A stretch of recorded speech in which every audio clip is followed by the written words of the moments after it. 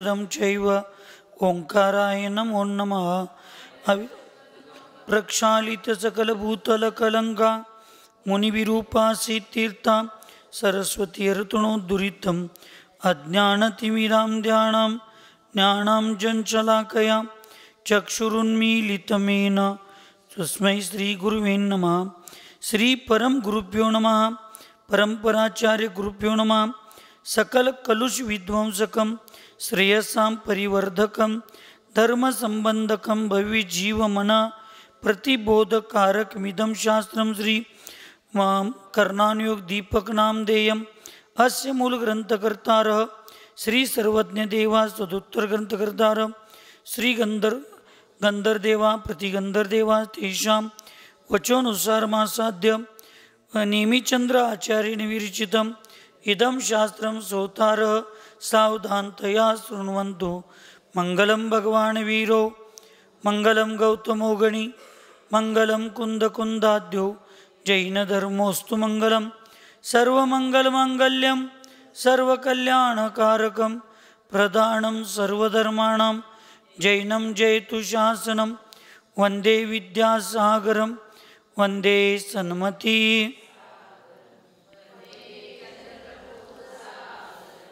भक्त्या प्रणम्य वीरं सर्वज्ञं सर्वजन हितदक्षं कर्णानुयोगदीपं कुर्वे स्वान्तस्तमो विघातार्थम। पंच परमेष्टि भगवान की, अहिंसामय विश्व धर्म की, सिद्धांत शास्त्र की, चारित्र चक्रवर्ती 20वीं सदी के प्रथमाचार्य शांति सागर जी महाराज की, संत शिरोमणि आचार्य गुरुवर विद्यासागर जी महाराज की, शांतमूर्ति वत्सल रत्नाकर आचार्य गुरुवर सन्मति सागर जी महाराज की, 3 कम 9 करोड़ महामणि राजों की आज के आनंद की।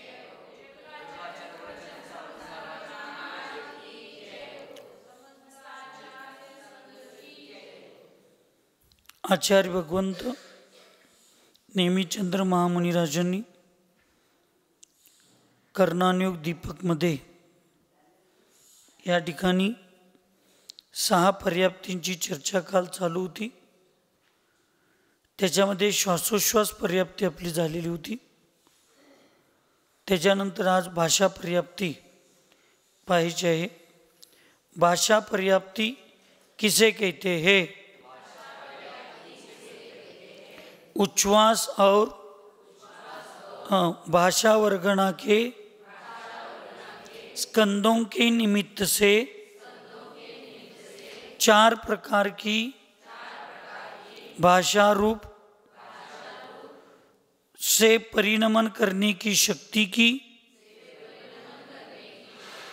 निमित्तभूत 9 कर्म पुद्गल प्रचय की प्राप्ति को भाषा पर्याप्ति कहते हैं। यह पर्याप्ति भी श्वासोच्छ्वास पर्याप्ति के पश्चात एक अंतर्मूर्त में पूर्ण होती है।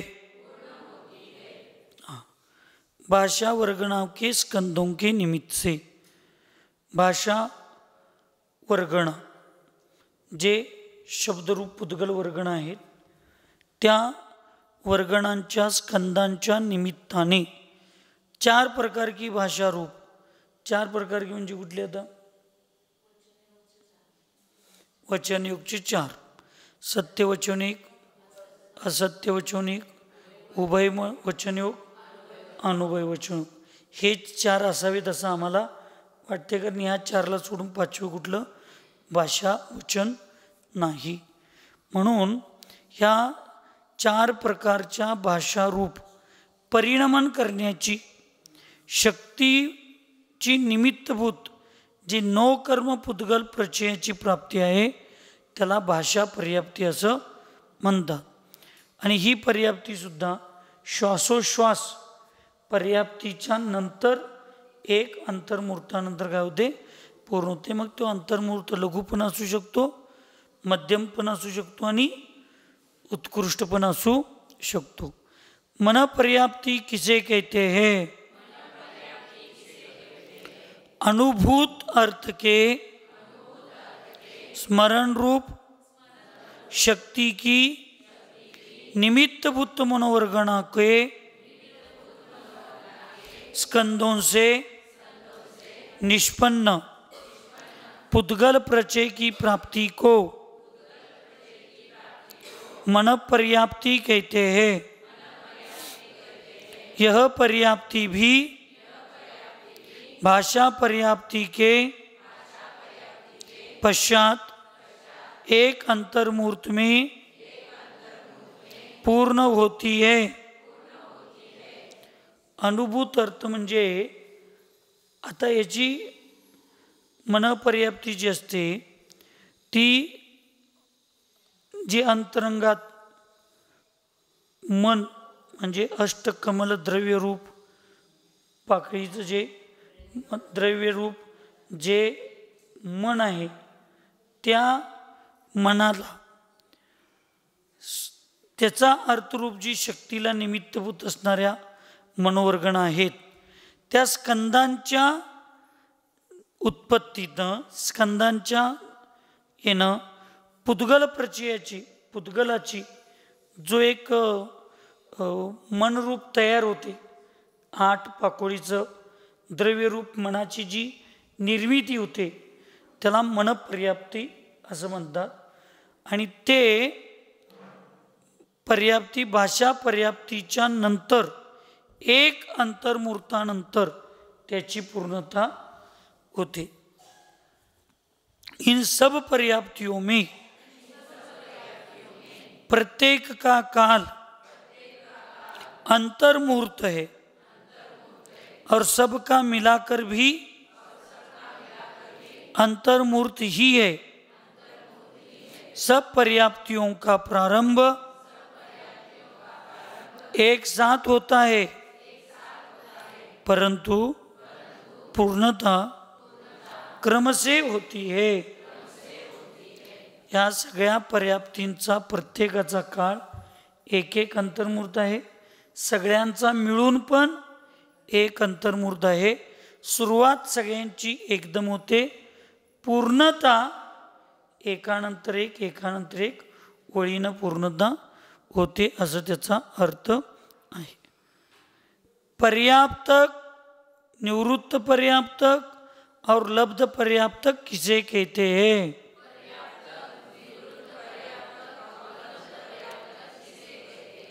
पर्याप्त नाम कर्म के उदय से युक्त जिन जीवों की शरीर पर्याप्ति पूर्ण हो जाती है उन्हें पर्याप्तक जीव कहते हैं। आता हा सुद्धा नामकर्माचाच भेद आहे, पर्याप्त आणि अपर्याप्त। त्या नामकर्मामध्ये पर्याप्त नामकर्माच्या उदयाने ज्या जीवांची शरीर पर्याप्ती पूर्ण होते त्याला जीवास पर्याप्त कसं म्हणतात। आहार पर्याप्तीनंतर कुठलं असतं? शरीर। त्या शरीर पर्याप्ती ज्याची पूर्ण झाली तो नियमानं भविष्यात पर्याप्त होतो आणि बाकी अपर्याप्तक जीव असतो तो अपर्याप्तक नामकर्माच्या उदयात शरीर पर्याप्ती पूर्ण होण्याच्या अगोदर ज्याचं आयुष्य संपतं आयुकर्म संपतं त्याला अपर्याप्त असं म्हणतात। पर्याप्त नामकर्म के उदय से युक्त जीव की जब तक शरीर पर्याप्ति पूर्ण नहीं होती है तब तक उन्हें निवृत्त पर्याप्त कहते। म्हणजे ज्याचं नियमानं वर्तमानमध्ये तो अपर्याप्त अवस्थेत आहे पण ज्याची पर्याप्ती नियमानं पूर्ण होणार आहे त्याला काय म्हणायचं? श्रीदुला मृदुला त्याला निवृत्त पर्याप्तक म्हणायचं। काय म्हणायचं? निवृत्त पर्याप्तक।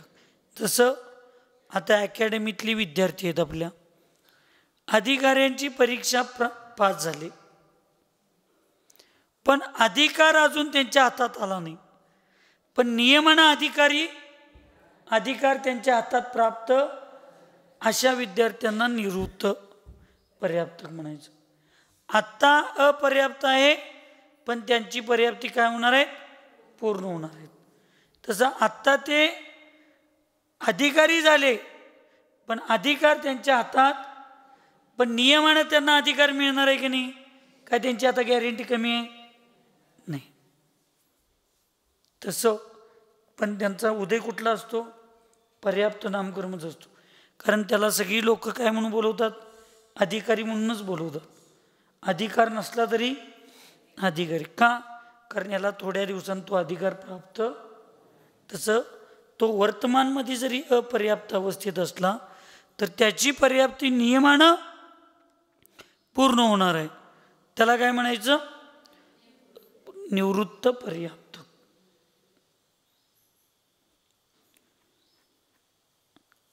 ये जीव पर्याप्त नाम कर्म के उदय से पर्याप्तक ही होते हैं, परंतु निवृत्ति अर्थात रचना की अपेक्षा कुछ काल तक निवृत्य पर्याप्त कहे जाते हैं.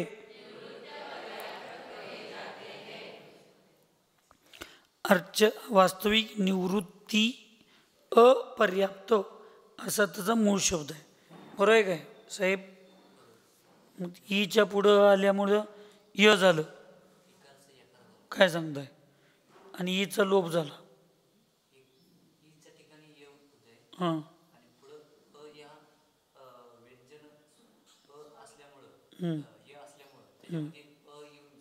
बर, म्हणून निवृत्ती झालं. निवृत्य अपर्याप्तक असा त्याचा अर्थ झाला. सरळ सागर म्हणजे आमच्या गाडीची स्टिपनी हो. आमची गाडी थांबा लागली की जरा उगाच आहे म्हणा, खरं पंक्चर झाली स्टिपनी का उपयोगाची नसते, पंक्चर व्हायचं नाही. अपर्याप्त नाम कर्म के उदय से युक्त जिनकी एक भी पर्याप्ति न पूर्ण हुई है और न आगे पूर्ण होगी, उन्हें लब्ध पर्याप्तक जीव कहते हैं. ऐसे जीवों का शीघ्र ही मरण हो जाता है. इनकी आयु श्वास के 18वें भाग मात्र होती है. अपर्याप्त नामकर्माच्या उदयाने वर्तमानमध्ये पण ते अपर्याप्तक आहेत आणि त्यांची पर्याप्ती पुढं पण पूर्ण होणार नाहीत. त्याला काय म्हणायचं? अपरलब्ध पर्याप्तक किंवा अपर्याप्तक असे म्हणायचं. आणि हे नियमानं एका श्वासाच्या 18व्या भागापर्यंत त्यांचं आयुकर्म असतं. एक श्वास में 8-10 बार जन्म्यो मर्यो भयो दुःख बार. श्वास कशाला म्हणायचं मग? मग रामदेव बाबांच्या सारखं असं तुटवून धरलं तर ते श्वास नाही.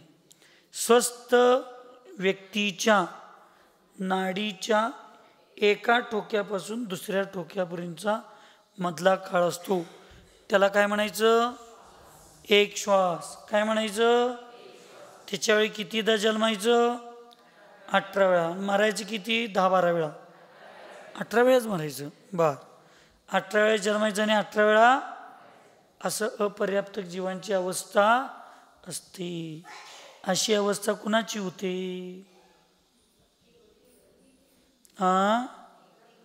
कुणाची असते म्हणलो नाही, कुणाची होते. प्रश्नच कळत नाही तुम्हाला लवकर, त्यामुळे उत्तर चुकीचं देत आहे. मी अशी अवस्था कुणाची असते म्हणलो काय कुणाची होते म्हणलो? मग होते म्हटल्यावर कुणाची असं सांगायचं? कोण जीव त्याच्यात जन्म घेणार? तर जे तुम्ही लोक, तुम्ही असू दे कोणी, साधूचे तर एवढे परिणाम निष्कृष्ट असत नाहीत. साधू डायरेक्ट साधू वृत्तात निगोदात केलेलं कधी अजूनपर्यंत वाचण्यात आलेलं नाही. पण कोण जातो? ज्या जीवाला हिंसा अहिंसेचं नका एवढं सुद्धा ज्ञान नसतं. हे तुम्ही जे करायला लागले की नाही, बिन गाळता पाणी गरम करणे, बिन गाळता पाणी तापवून आंघोळ करणे, रात्री झोपताना सगळं लुटून त्या चुलीत नेऊन ढाकणे, सकाळी बी उठून डोळं चोळत चोळत आळस देत त्या गोळा केलेल्या कचऱ्याला पिटवून देणे, त्याच्यात मग विंचू मुंग्या किडं काही न बघता एका ठेंबामध्ये 36,450 जीव असतात. हे विज्ञान सांगते. कोण सांगते सुशांत? विज्ञान. जैन धर्म सांगतो असंख्यात जीव असतात. किती? म्हणून किमान वृत्ती लोकांनी ऐकायला का झोपालाय? किमान वृत्ती लोकांनी सोलरवर गरम झालेल्या पाण्यानं कधीही आंघोळ करायची नाही. म्हणून अनुवृत्ती महावृत्ती तुमच्या सगळ्यांचा नियम आहे, माझा नियम आहे. त्रसकायिक जीवांचा त्याग, हिंसेचा त्याग तुमचा पण आहे की नाही, प्रतिमाधारी लोकांचा. आणि एकेंद्र स्थावर काही जीवांचा काय तुमचा त्याग नाही हिंसेचा, पण आमचा आहे. मग मला सांगा, ज्या बाथरूममध्ये वगैरे आपण लॅट्रिनमध्ये जातो, ते सगळे लॅट्रिनमधलं मल कुठं एकत्रित होतं? शौचकूपामध्ये. तिथे किती जीवांची हिंसा होते. त्याच्यात तुम्ही त्या खटका दाबल्यावर ते पाणी पडते ते भांड्यात, ते सगळं पाणी गाळलेलं असते काय? साधू अशा ठिकाणी गेलं तर ते पाणी गाळलेलं असते काय? किती जीवांची हिंसा आम्ही अविवेकानं करतो. आता त्याचं तुम्ही प्रतिक्रमण करताय, गुरूंच्याकडून प्रायश्चित्त घेताय, ठीक आहे. पण जे अविवेकी लोक असं पाणी जाळावर पाणी मारतात जाळ विझवण्यासाठी, म्हणजे ज्या लोकांना जीवाची कुठल्या पर्वाच नसते, हिंसेमध्ये अत्यंत प्रचूर असतात, अशा लोकांनाच भविष्यामध्ये असली अवस्था होते. हां,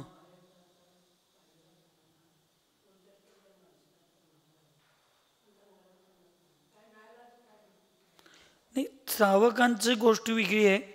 साधूंनी तर नाईलाज असं म्हणून मला कुठला आक्षेप नाही, परिस्थितीनुसार हे सगळं करायला पाहिजे.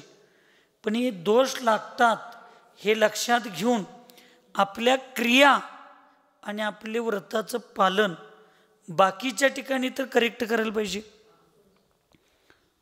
पण आपण ते पण करत नाही, सामायिक करत नाही, प्रतिक्रमण करत नाही. कित्येक असे मी पुरुष प्रतिमाधारी बघितलो, भैयाची दिन प्रतिक्रमणच नाही. अभिषेक करणं, अष्टक करणं आणि मर्यादेचं जेवण जेवणं, आमच्या प्रतिमा संपला म्हणतात, प्रतिमेचा विषय संपला.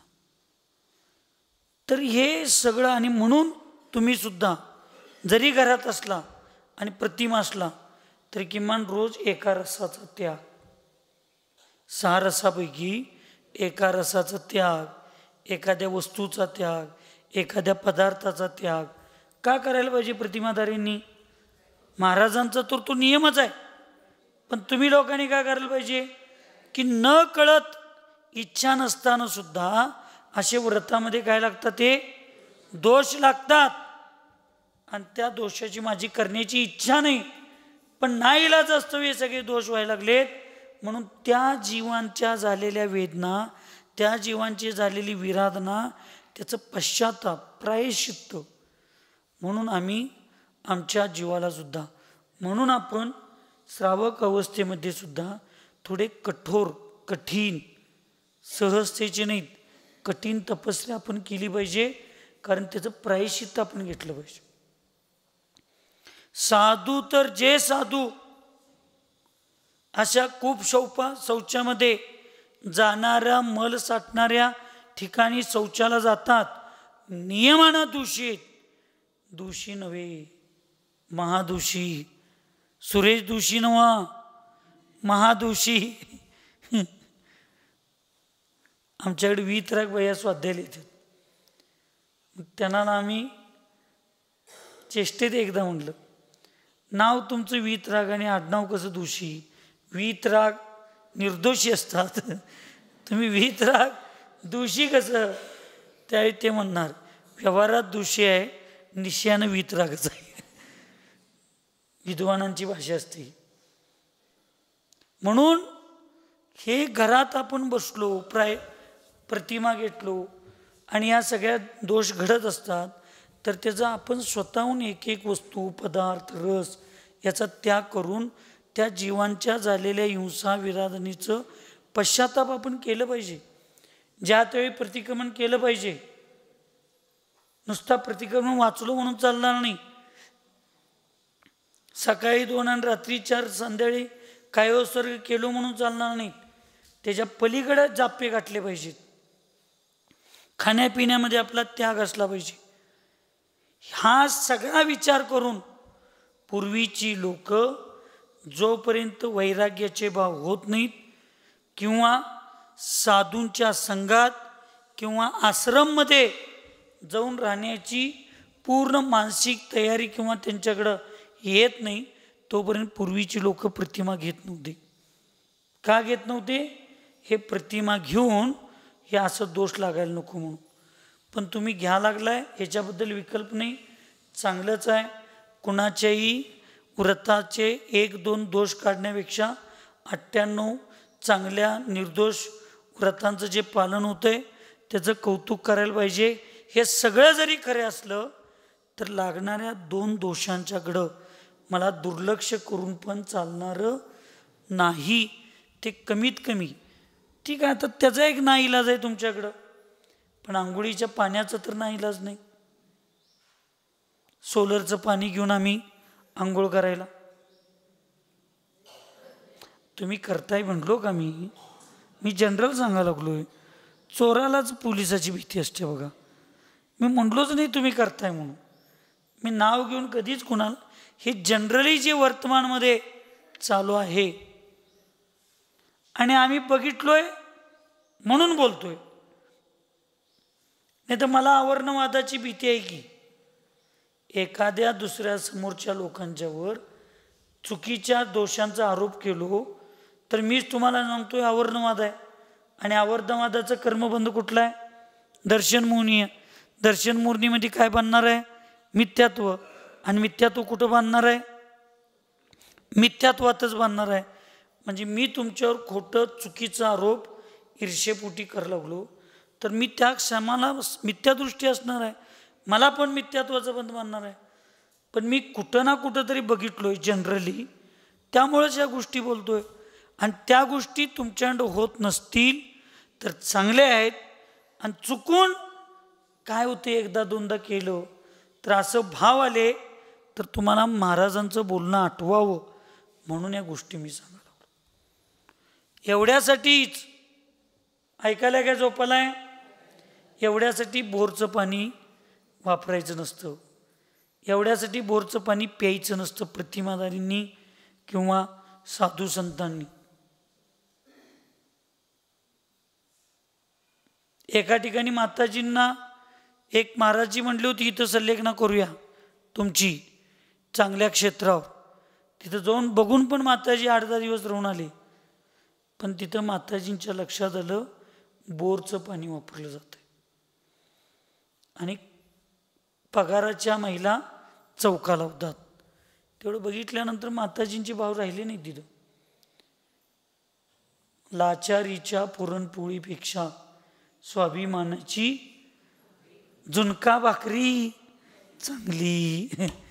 मग त्याच्यात जरा खोबऱ्याची चटणी आणि शेंगदाण्याची चटणी असली आणि ती पण मालवच्या हातची असली तर आणि जरा चांगली, बरं आहे की नाही? म्हणजे माताजी तुमच्या कोथळीत का संलेखना करायसाठी आलेत याची मी जाणीव तुम्हाला करून द्यायला लागलोय, आठवण करून द्यायला लागलोय. आणि त्याच्यात जर तुम्ही आळस केला आणि मग दोष लागण्यासारखं तुम्ही जर त्यांची व्यवस्था केला तर मग सासू नको म्हणून वेगळं व्हायचं आणि वाटणीला सासू द्यायचं, निर्दोषचर्या व्हायसाठी कोथळी द्यायचं आणि कोथळीत येऊन पण दोषच लागायला लागले तर काय उपयोग आहे? काय कुणाचा? माताजींचा. हां, काय कोथळीवाल्यांचा? हां, ते आणि बरं. नाही तर म्हणणार माताजींचा काय उपयोग नाही, काय तुमची गॅरंटी नाही. म्हणून आपल्याला हिंसा अहिंसेचा प्रत्येक गोष्टीचा विचार करून आपल्याला जेवढं शक्य आहे जास्तीत जास्त भाव अहिंसा तर 100% असली पाहिजे. काय सांगायला लागलो मी? भाव अहिंसा 100% असली पाहिजे. परिस्थितीनुसार थोडी द्रव्य हिंसा न कळत झाली तर होऊ दे, पण जी थोडी होते त्याच्याबद्दल मनात पश्चाताप व्हायला पाहिजे, निंदा व्हायला पाहिजे, घरा व्हायला पाहिजे. मी माझ्या थोड्या इंद्रियांच्या व्यवस्थेसाठी मी एवढ्या पाण्याचाच हे केलो.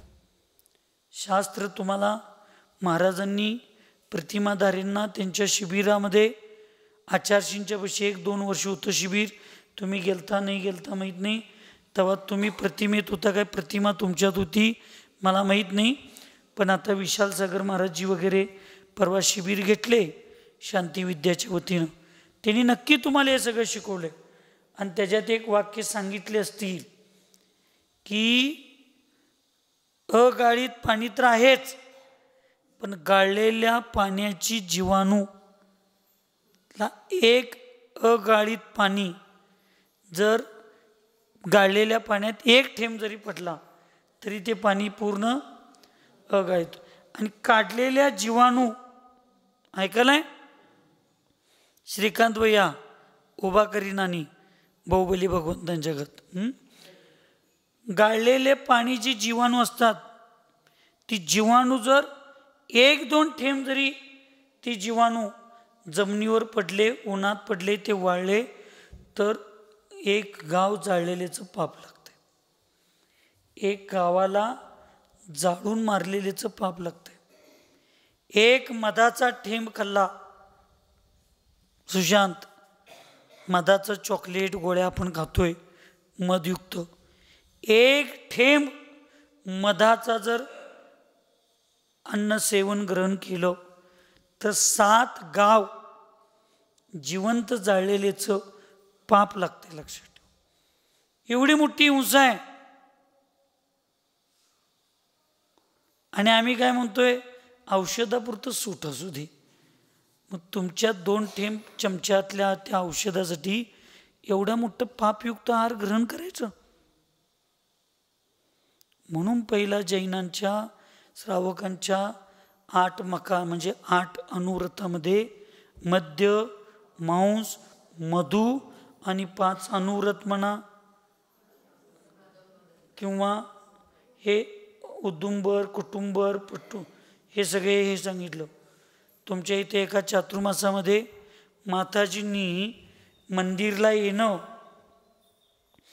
रात्री भोजन त्याग असणं, पाणी गाळून पिणं म्हणजे अनुव्रत असं तुम्हाला इथं सांगितलं होतं. हां, पण अनुव्रताची ही व्याख्या नाही. अनुव्रतामध्ये 5 अनुव्रतच आहेत. अहिंसा अनुव्रत, सत्य अनुव्रत, चौर्य अनुव्रत, अचौर्य अनुव्रत, हां अचौर्य अनुव्रत आणि काय ब्रह्मचर्य अनुव्रत आणि परिग्रह परिमाणव्रत, हे 5 अनुव्रत आहेत ना, हेच अनुव्रत आहेत. आणि हे सगळे प्रतिमेमध्येच येतात. दुसरे कशात येत नाहीत. शास्त्रामध्ये महाव्रत अनुव्रत दोनच आहेत. मग तुम्ही रात्री भोजन त्याग, कंदमूळ त्याग, देवदर्शन, पाणी गाळून पिणे, ह्याला जर तुम्ही अनुव्रत म्हणला तर मग प्रतिमेला काय म्हणणार? महाव्रत आणि अनुव्रतामध्ये तिसरा आणि परत एक मिक्स येणार, मग तसं आहे नाही. म्हणून देशव्रत अनुव्रत सगळं एकच असतंय. हां बोला साहेब. कसलं?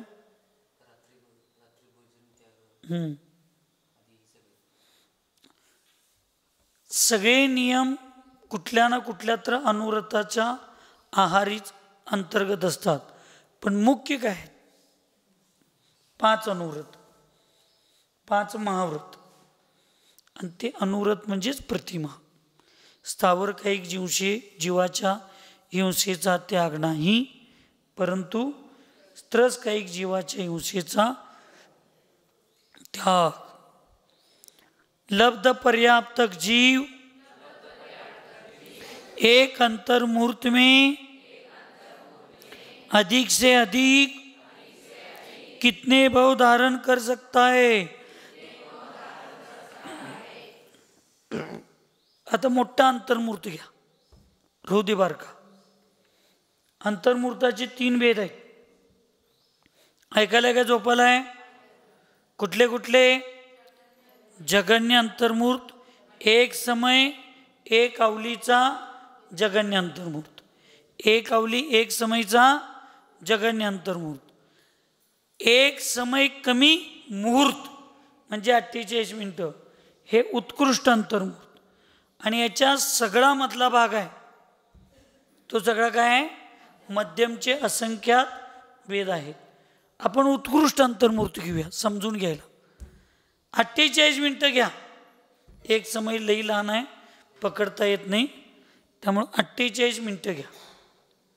48 मिनिटामध्ये एक लब्ध पर्याप्तक अपर्याप्तक जीव किती पर्याय धारण करू शकतो? 48 मिनिटं इथं नाही, पण मी तुम्हाला समजायसाठी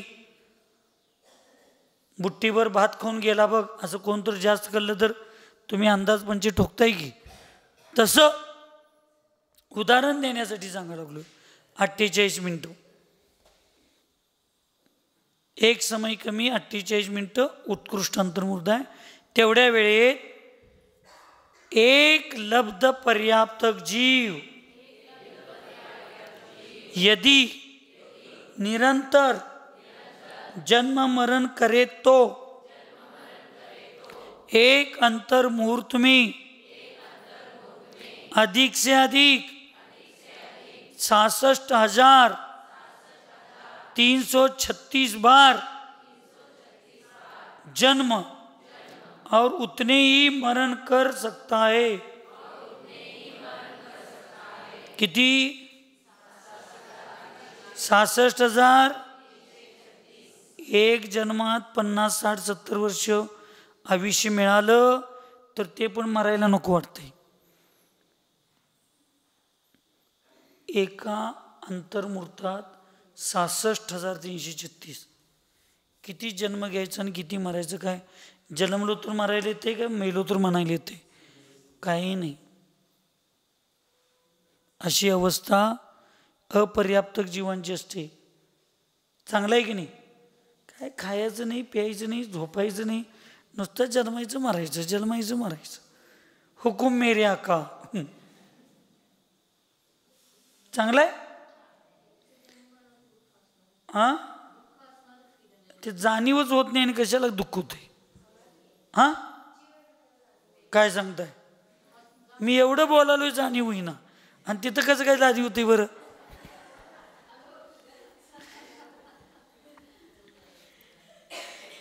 तुम्ही दोघी इकडे तिकडे जरी बसला तरी काही ते काही फुटणार नाही. हां, जाणीव होतच असते.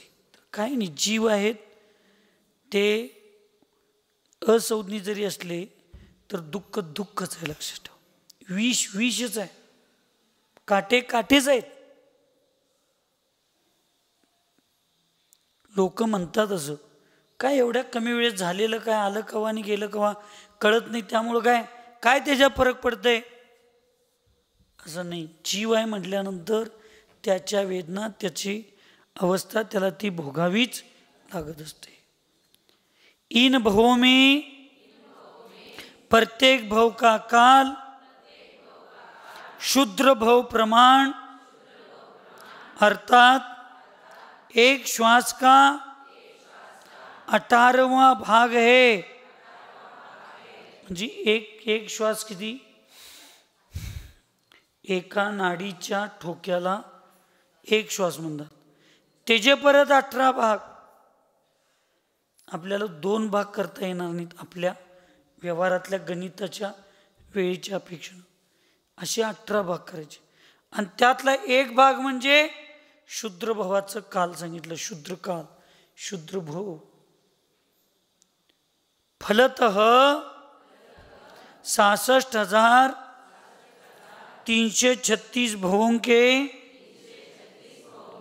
श्वासों का प्रमाण 3,685 1/3 होता है. म्हणजे 3,686 सुद्धा श्वासोश्वास नाहीत. एवढ्या वेळेत इतने काल होत म्हणजे असतं. आज आपण सामायिकमध्ये हेच करायचो. ते मशीन आले की आता नमोकार मंत्र मोजायचं हातात, अंगठी. मी एकटा पहिल्यांदा घालून आलो, म्हटलं ही असली कसली अंगठी घातला आहे, अंगठी असली कसली घातला आहे. ती घ्या आणि शांत बसा 1 तास अर्धा तास काय, आणि एकदा श्वास घेतलो खटका दाबायचा, एकदा श्वास घेतलो खटका दाबायचा. असं 3,786 श्वासोश्वास होईपर्यंत घड्याळात बघा किती वेळ होते. एवढ्या वेळेत 66,336 वेळा जन्ममरण होतोय. म्हणजे आपल्याला मनुष्य गती मिळून आपण किती पुण्यवान आहे.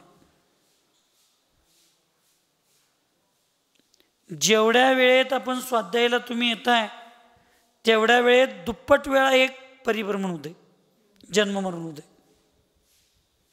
जे आपल्याला हे सगळं मिळालंय हे किती आपलं पुण्य आहे, आणि आपण काय करायला लागलो त्याची जाणीव असली पाहिजे.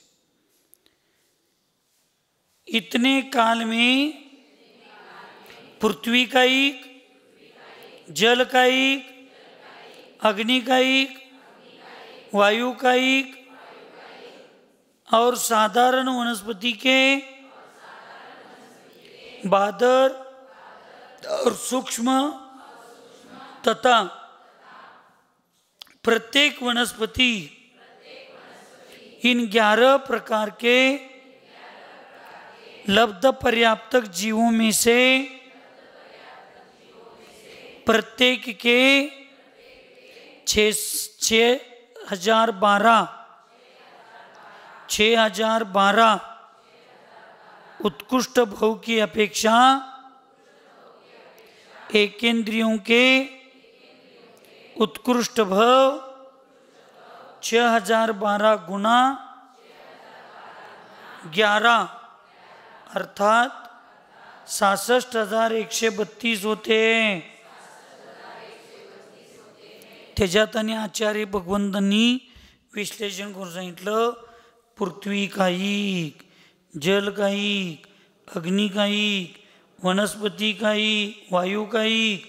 वनस्पतीमध्ये साधारण आणि साधारण वनस्पती याचे बादर आणि सूक्ष्म, म्हणजे या 5चे 10 झाले, बादर आणि सूक्ष्म, आणि एक प्रत्येक वनस्पती, असे 11 प्रकारचे जीव झाले. यांचं प्रत्येकाचं 6,012 असे एवढे पर्याय एवढ्या कमी वेळेत जन्ममरणाचे होतात. एका जीवाचं पर्याय सांगायला लागलेत. एक जीव एवढ्या वेळा वेगवेगळ्या ठिकाणी जन्ममरण करू शकतो. हे खरं आहे सगळं. हे खरं आहे? मला जरा कधी कधी तर शंका वाटते. नाही बर, तुम्ही म्हणताय तर बरोबर असणार. द्विंद्रिय लब्ध पर्याप्त के उत्कृष्ट 80 भाव, त्रिंद्रिय लब्ध पर्याप्त के 60 भाव, चतुरिंद्रिय लब्ध पर्याप्त के 40 भाव, असंज्ञी लब्ध पर्याप्त के उत्कृष्ट 8 भाव, संज्ञी लब्ध पर्याप्त के उत्कृष्ट 8 भाव, मनुष्य लब्ध पर्याप्त के उत्कृष्ट 8 भाव. इस प्रकार सब मिलाकर एक अंतर्मूर्त काल में उत्कृष्ट 66,336 भाव होते. म्हणजे द्विंद्रियाचे 80, त्रिंद्रियाचे 60, चतुरिंद्रियाचे 40 आणि आता परत पंचेंद्रियमध्ये असंज्ञी पंचेंद्रियाचे 8, संज्ञी लब्ध पर्याप्त म्हणजे त्रियंच्यांचे 8 आणि मनुष्यांचे 8, असे सगळे म्हणून 66,336. इथं देव आणि नारकी का घेतले नाहीत बरं? हां, ते पर्याप्तकच असतात काय? बरं बरं बरं. जगन्य स्थिती त्यांची किती? 10,000 वर्ष. किती? आणि उत्कृष्ट 33 सागर. देव, नारकी, भोगभूमीतील जीव, चरम शरीरी म्हणजे त्याच भवात मोक्षाला जाणारी जीव, हे सगळे पर्याप्तकच असतात नियमाने. आणि त्याच्यात ज्यांच्या आयुकर्माचा पुढला बंध झालेला आहे, ह्या सगळ्यांचं तर होतच नाही, पण ज्यांचं पुढल्या आयुकर्माचा बंध बांधलेला आहे अशा जीवांचा अपमृत्यूसुद्धा, अकाल मृत्यूसुद्धा होत नाही. अकाल मृत्यूसुद्धा होत नाही. म्हणून या गोष्टी लक्षात ठेवून करायच्या.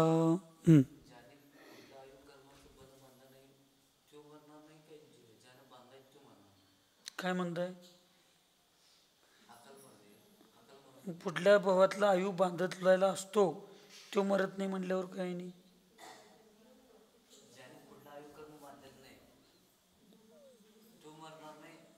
ज्यांचं पुढलं आयुकर्म बांधलेलं आहे तो मरत नाही म्हटल्यावर आणि उलट काय?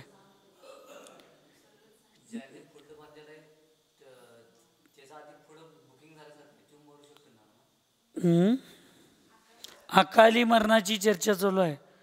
अकाली मरण ते कधीही मरूच नाहीत. ज्यांचं आयुकर्म पुढलं बांधलेलं आहे त्या जीवांचं अकाली मरण होत नाही. कारण अकाली मरण करणारा नियमानं दुर्गतीला जात असतो. अकाली मरण करणारा नियमानं कुठं जातोय? दुर्गतीला. मग आता मला देवायुचा बंध झालाय, माझं अकाली मरण झालं तर मी दुर्गतीला कसं जाईन? म्हणून नियम आहे, बद्धायुष्क जीव कधीही अकाली मरण करत नाही.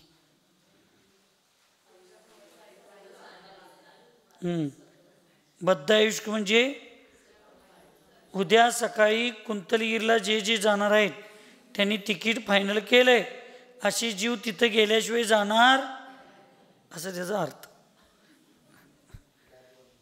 हां, आलं का लक्षात? लगेच लक्षात, मी सांगितल्यावर लगेच लक्षात येते.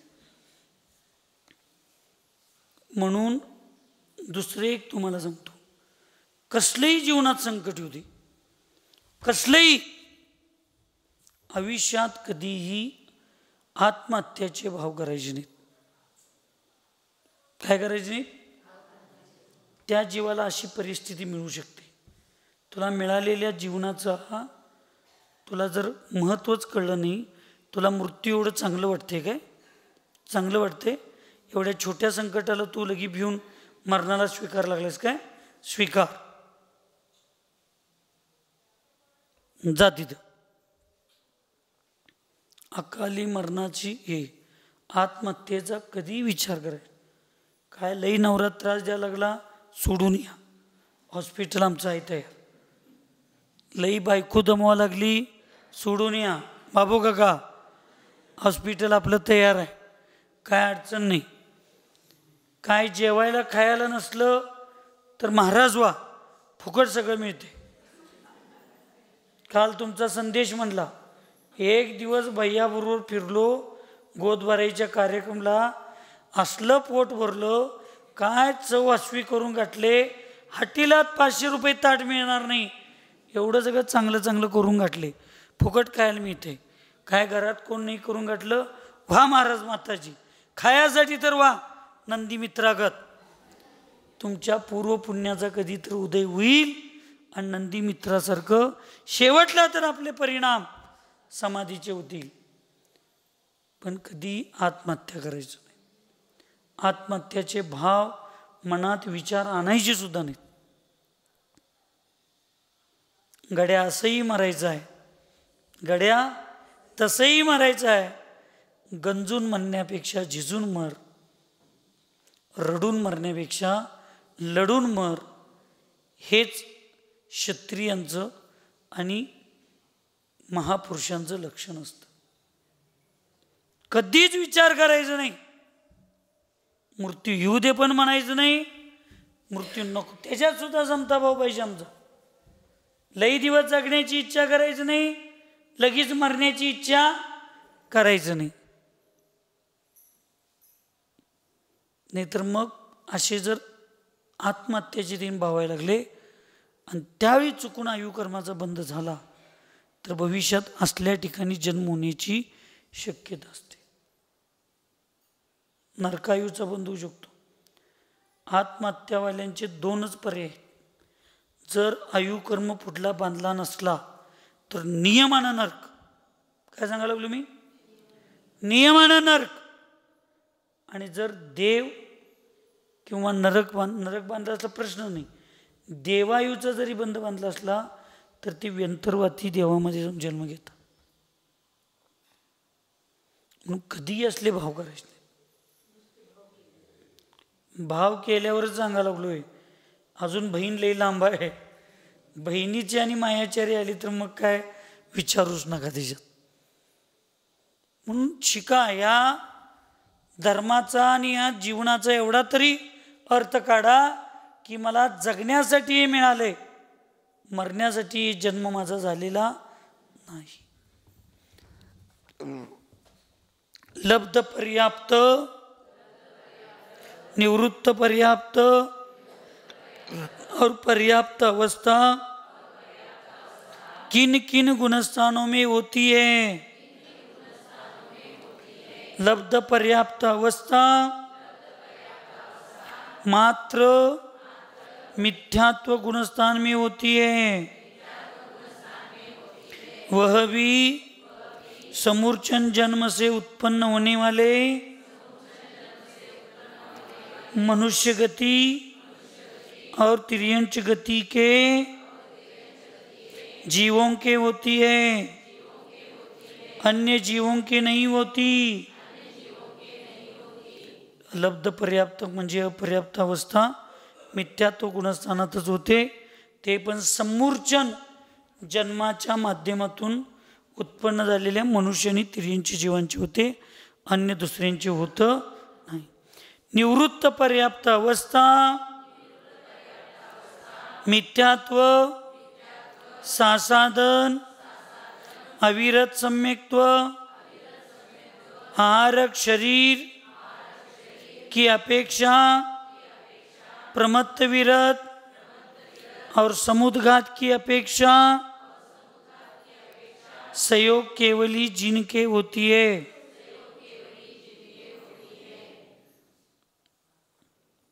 संयोग केवलींचं जे उत्तर इथे दिलेत ना, ते असं एकांत म्हणजे असं ठोस उत्तर नाही, कारण हे जन्माच्या अपेक्षेनं आहे. संयोग केवलींचं समुद्घाताचं जे उदाहरण आहे ते फक्त अनारकाच्या अपेक्षेनं आहे. आलं का लक्षात?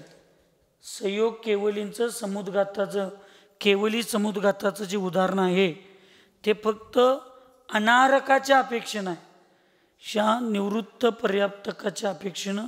कारण तिथं नवीन शरीराची रचनाच नाही. आहारक शरीराची नवीन शरीराची रचना आहे. आणि निवृत्त पर्याप्तक कवा असते? आहारक शरीराच्या अपेक्षेनं. तिथं आहारक आणि अनाहारक ह्या दोन अवस्था आहेत, पण पर्याप्त अपर्याप्तकाच्या अपेक्षेनं तिथं नाही, ती नियमानं पर्याप्त असतात. आणि तिथं नवीन शरीर निवृत्त पर्याप्तकाची अपेक्षा व्याख्या काय आहे?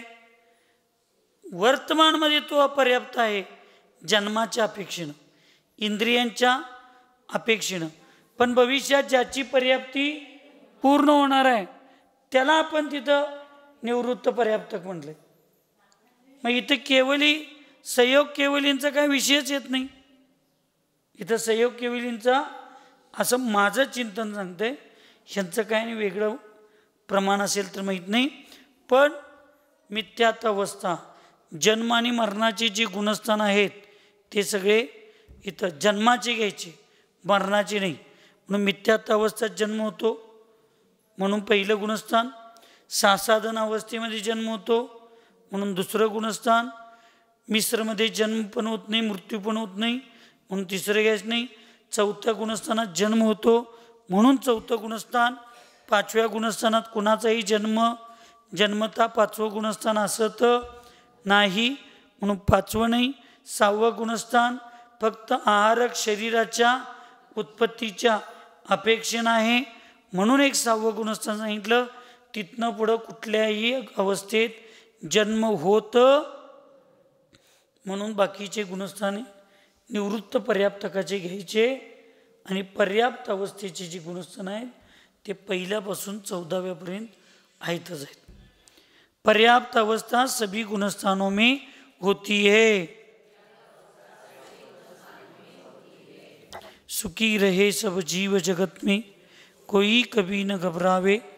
वैर पाप अभिमान छोड़ जग, नित्य नहीं मंगल गावे. ओम नमः. सबको क्षमा, सबसे क्षमा.